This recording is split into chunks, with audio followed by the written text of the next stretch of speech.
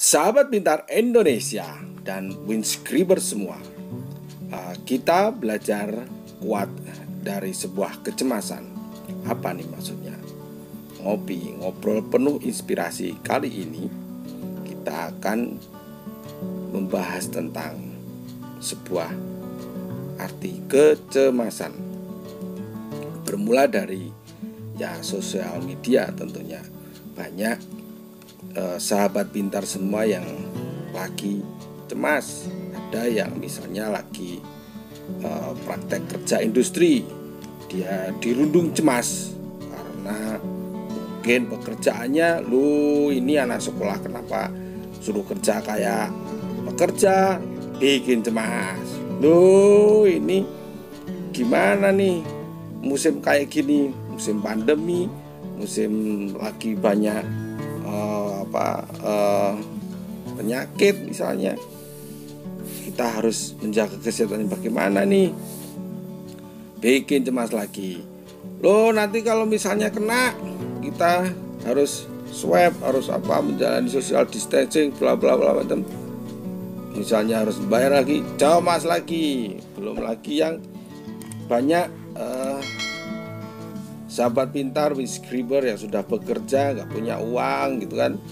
Kenapa? Karena tiba-tiba dia di PHK, cemas lagi. Belum lagi di YouTube, di sosial media yang lain ya toh, banyak informasi-informasi yang mungkin ada sih informasi tentang pembelajaran, tapi juga ada informasi yang bikin cemas misalnya tentang keadaan negara kita yang tidak segera membaik. Oke, kita segera bahas apa itu arti kecemasan. Merasa cemas ketika sedang menghadapi situasi yang menegangkan adalah hal yang normal sebenarnya. Apalagi pada saat kita cemasnya punya uang, kita harus buat apa, normal juga sih. Namun jika Anda merasakan kecemasan berlebihan, ini loh, kecemasan berlebihan, pada kurang tidur atau tanpa sebab yang jelas, mungkin saja Anda mengalami gangguan kecemasan.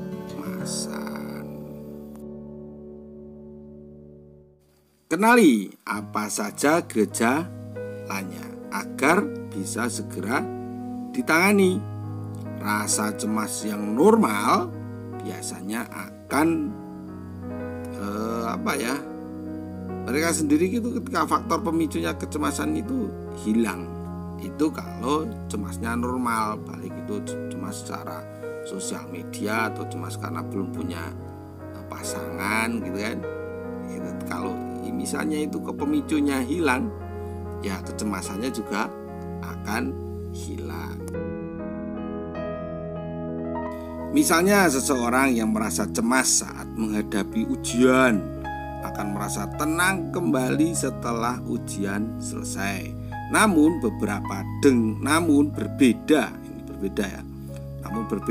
dengan rasa cemas yang normal. Orang yang mengalami kecemasan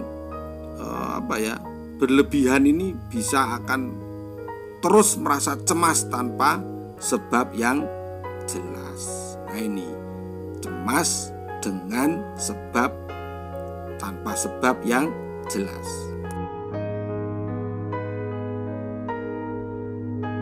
Munculnya rasa cemas berlebihan ini seringkali disebabkan oleh gangguan kecemasan. Jadi kecemasan itu mengganggu.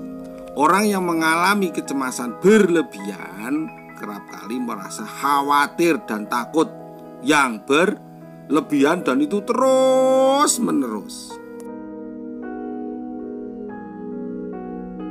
Seiring berjalannya waktu, gangguan kecemasan ini bisa bertambah parah, dan gangguan kualitas hidupnya, kualitas hidup penderitanya itu, apabila tidak mendapatkan penanganan, penderita gangguan kecemasan yang merasakan cemas berlebihan bisa mengalami kesulitan dalam menjalani aktivitas sehari-hari.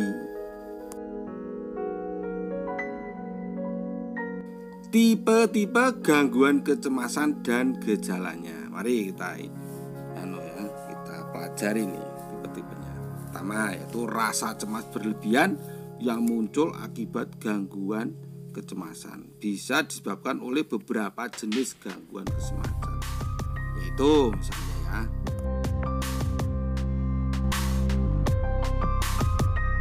gangguan kecemasan secara umum ditandai dengan merasa cemas, khawatir, atau takut berlebihan yang berlangsung setidaknya selama 6 bulan.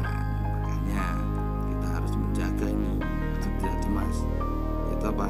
Tetaplah semangat dan tersenyum.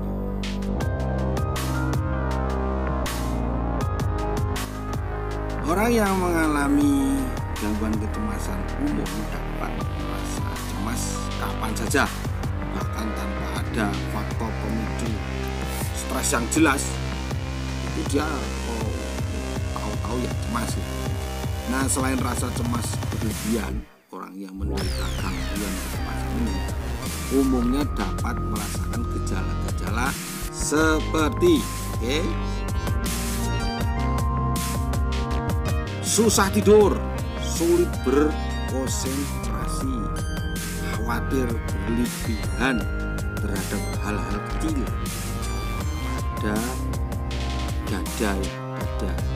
dada berdebar-debar, keringat dingin, mudah lelah, otot terasa kaku dan tegang.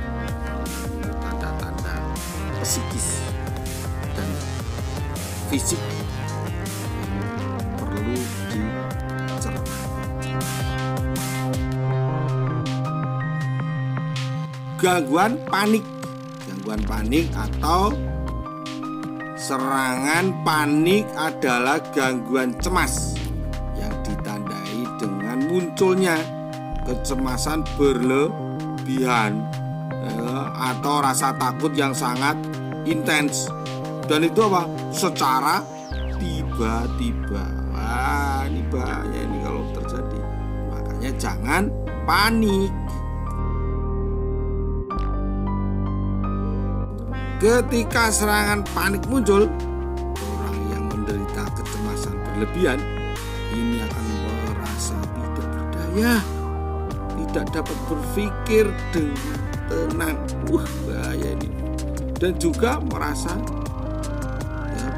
gejala fisik tertentu seperti nyeri dada tadi ya, berdebar-debar, sesak napas, pusing, atau sakit perut, atau merasa seperti akan pingsan. Repot.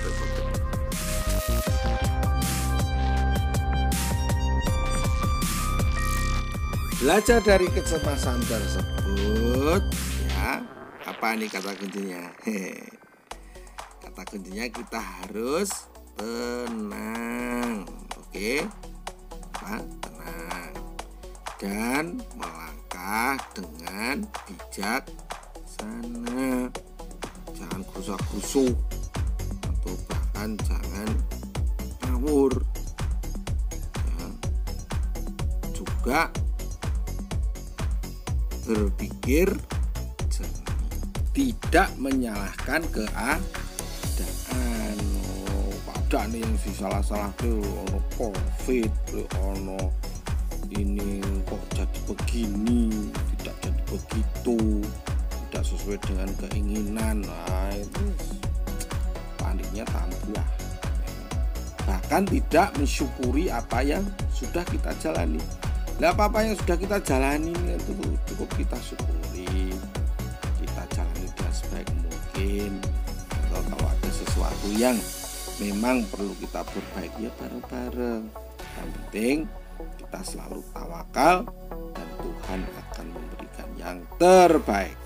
Tetap semangat untuk sahabat pintar semua dan optimis untuk menghadapi masa depan lebih baik.